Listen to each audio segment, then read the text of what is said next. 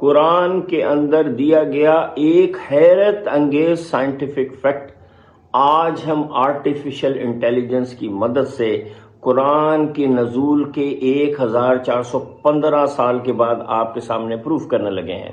تو اس کے لیے سب سے پہلے آپ قرآن کی یہ آیت دیکھیے، یہ سورہ کہف یعنی سورہ نمبر 18 میں ہے۔ اے نبی صلی اللہ علیہ وآلہ وسلم، آپ کہہ دیجئے کہ اگر سمندر میرے رب کی باتیں لکھنے کے لیے روشنائی بن جائیں تو وہ ختم ہو جائیں، مگر میرے رب کی باتیں ختم نہ ہوں۔ اب اس پہ ذرا دھیان دیجئے گا، بلکہ اگر اتنی ہی روشنائی ہم اور لے آئیں تو وہ بھی کافی نہ ہو۔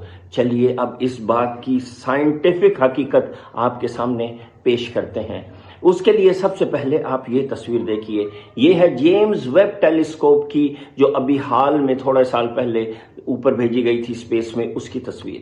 اس میں دیا گیا ہر ڈاٹ ایک ستارہ نہیں، ایک گیلیکسی ہے، اور ہر گیلیکسی میں ان میں سے ہر گیلیکسی میں بلینز آف سٹارز ہیں۔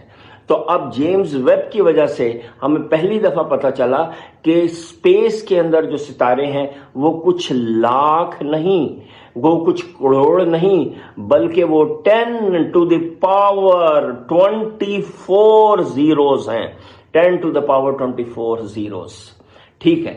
اور ان میں سے ہر ستارہ یونیک ہے، اس کی اپنی کوالٹیز ہیں، اس کی اپنی پراپرٹیز ہیں، یعنی ہر ستارے کے اوپر ایک 500 صفحے کی کتاب آرام سے لکھی جا سکتی ہے۔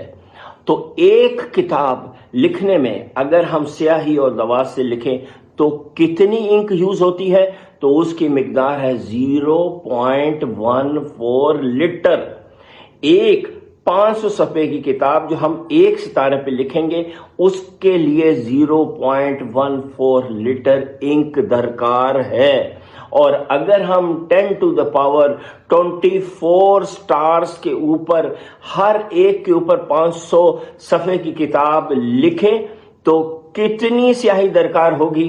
تو یہ اے آئی کی کیلکولیشن کی مدد سے اس کے لیے وہ جو سیاہی درکار ہے اس کے لیے سارے سمندر جو اس وقت دنیا میں موجود ہیں ان کا پانی سیاہی میں تبدیل کرنا پڑے گا، اور اتنے ہی اور بلکہ 105% مور سمندروں کو سیاہی میں تبدیل کریں گے۔